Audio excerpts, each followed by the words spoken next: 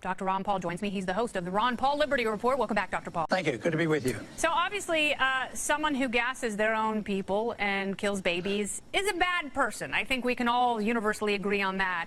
But the question really is, when and how does the U.S. get involved?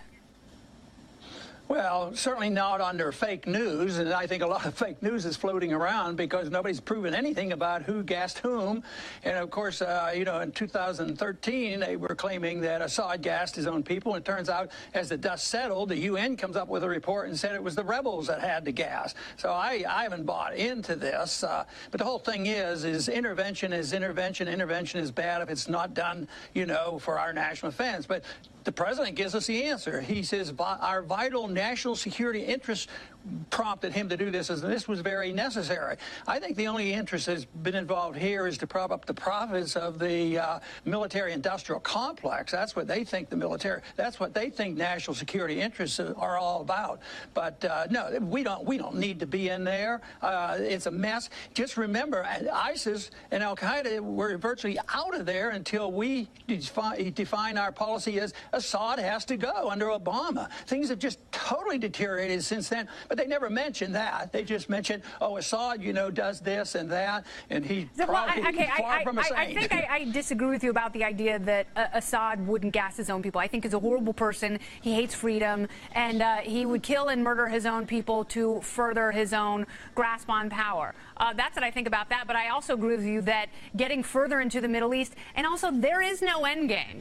When people try and give us these pat, oversimplified statements of comfort, that somehow this is the only thing we're going to do and then we're going to get out. And then the next thing, the next business day, essentially what you hear is we're going to get rid of Assad and we're also going to get rid of ISIS. I mean, those are massive undertakings that at some point require congressional consent and a new AUMF. If you were still in Congress, what would you say to the president about that?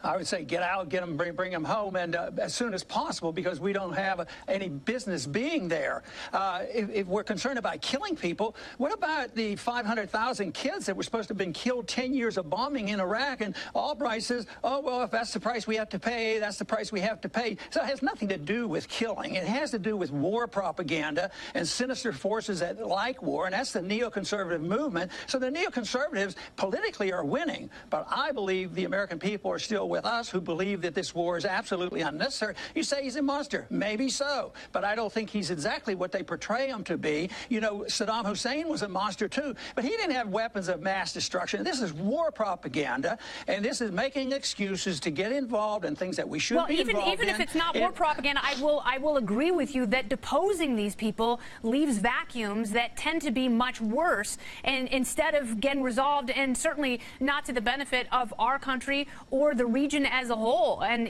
regardless of how you specifically make the case, it's almost impossible to make a strong argument that we should continue any incursions in the Middle East, whether it be Syria, Afghanistan, Iraq, or Libya. Dr. Paul, thank you very much for your time. I appreciate it.